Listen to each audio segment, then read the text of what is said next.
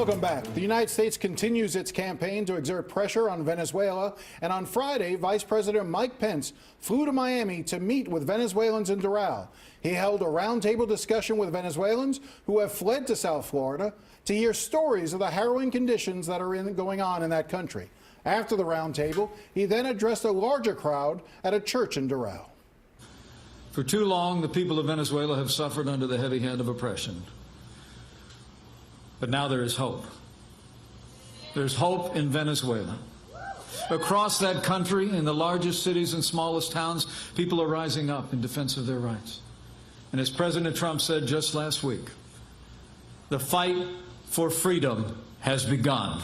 The struggle in Venezuela is between dictatorship and democracy. And freedom has the momentum. Nicolas Maduro is a dictator with no legitimate claim to power, and Nicolas Maduro must go. And Pence also increased the administration's rhetoric, threatening possible military action against Maduro. This is no time for dialogue. This is time for action. And the time has come to end the Maduro dictatorship once and for all. All options are on the table. And Nicolas Maduro would do well not to test the resolve of the United States of America.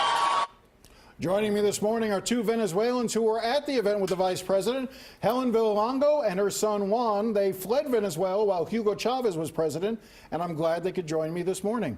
Thank you both for coming in. Helen, I know that your English isn't always great, but we'll take it very easy, and your son speaks very good English and is a fine young man. Yeah. What was it like to be there and hear the Vice President's words? Were they important for you to hear? Yes. It's very important with my community because we have mucha esperanza. A lot of hope. A lot of hope. Estamos esperando la decisión que se vaya a tomar este fin de semana. We're waiting for the decision that is going to be made this weekend. Este día, tenerlo aquí, le da esperanza a Venezuela. Having the Vice President here gives Venezuela a lot of hope. Juan, your story in itself, I don't want to get too far into the details. You came here as a child. Your mother, your family brought you here, in part because your family, who had been supportive of some of the opponents of Chavez, suddenly they were getting pictures of your school threatening that they were going to kidnap, basically your children were going to be kidnapped as a form of repression. So your family fled here to the United States. You were here for a while. You ended up getting deported back to Venezuela, remained in hiding in Venezuela for 2 years before finally getting asylum back in the United States. When you sat there, listened to the Vice President, talk to me about what this moment is like now and what you see going forward for Venezuela. Absolutely. Thank you so much for having us, Jim. It was incredibly encouraging. I've never felt prouder to be an American and a Venezuelan, and the Vice President's support representing the administration of our President Trump, it's key to the Venezuelan people achieving democracy and freedom again. Do you think that when the Vice President talks about all military options and all options being on the table, is that where this is heading? Where do you see this going? How do you think this is going to play out over the next few weeks or months? I believe the way it's played out already has been incredibly strategic, and I believe that it'll continue to go that way. I believe that nobody in the region wants an armed conflict, but as the Vice President, President Trump has said on repeated occasions, all options are on the table, and there is no dialogue that can be had with this regime. So unless they allow humanitarian aid to enter and willingly leave the regime in Venezuela, then this might escalate, and I don't believe the United States is in the business of entering something they don't think they can win, and the support is incredible. I know that you both still have family in Venezuela, yes, and you see the pictures that are coming out of Caracas and the starvation and the problems there. Helen, how difficult is it for you to see the images that we see now in Venezuela and to hear from family members that are still there? It must be very, very difficult. Yes, it's very difficult because my family don't have in this moment, for example, medicine, some food. Is impossible to buy some food in Venezuela, especially in the interior. My family is Valencia, Estado Carabobo, is muy difícil, de verdad, encontrar los alimentos It's very difficult to find food y sobre todo la asistencia médica. and medical assistance. One of the things that has come out is, I think a statistic I remember hearing is that the Venezuelan people have lost, I mean, on average, about 20 pounds per person. Yes. You know, it's incredible hardship, the lack of medicine and medical supplies there. And it's a shame because this was once a you know, rich country with its oil reserves and the rest. Venezuela should not be going through what it's going through now, Juan. Absolutely not. And I think the vice president was very clear in specifying this is what socialism does. It's a system of government that, because the people that went into it weren't ideologically driven, they have been able to rob the Venezuelan people blind and establish organized crime in Venezuela in a way that is unheard of in that region. And as you said, Venezuela was one of the richest countries in the world before they basically robbed it blind and sold off drilling rights to Russia and to China over money that they used then to oppress the people and to bribe the military to continue to prop up this regime.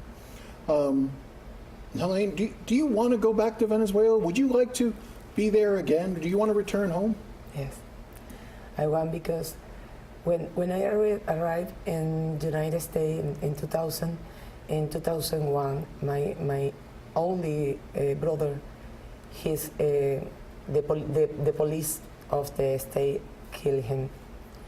I want to stay in the, I don't know how can I say, cementerio. She was never allowed to go say goodbye to her brother, so she No, wants to visit the never. cemetery to be able to say goodbye. I want to stay here. This is But you want to stay in the United States? Yeah, I need to stay in the United States because I have son. Okay, I have another son, have a son, and I need to stay in the United States because I want to work with the government for my country.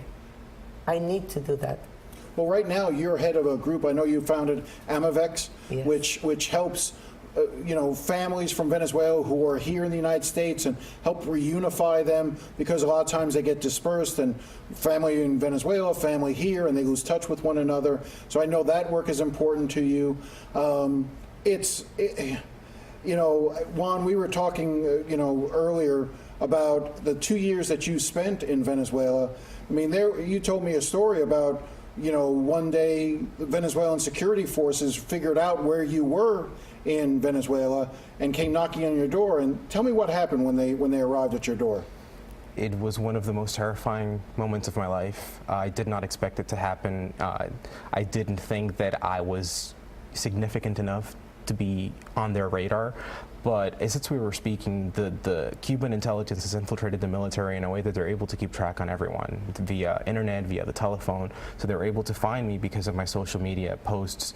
And they went to a family member's home that I was staying at, and this scar that I have right here was done with the hilt of a gun. And the only reason they didn't take me in is because our neighbors were police officers, and they heard me obviously yell out when they heard me, but I also made sure that when I opened the door, it was very loud.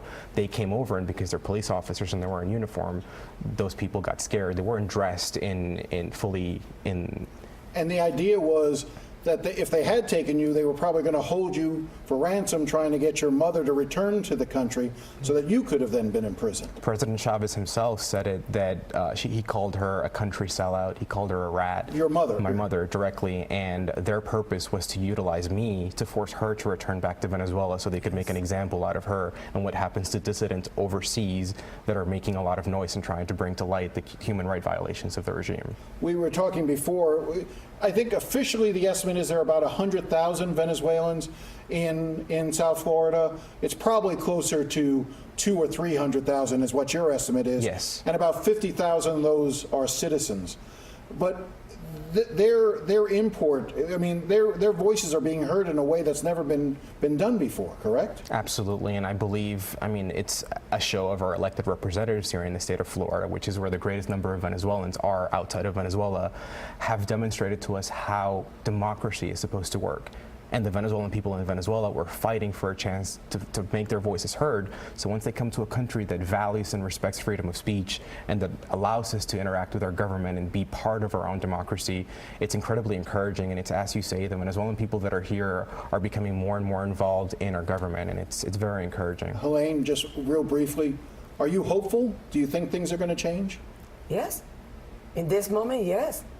I have grateful with this government, okay? En este momento nosotros tenemos la esperanza puesta en la administración Trump. At this moment, our hope is in the Trump administration. All right. Well, I thank you very much both for your time. Thank you for coming in. Thank you, too. Thank you, Senator. It's a story that needs to be told, and we'll continue to tell it. Thank you, Senator. All right.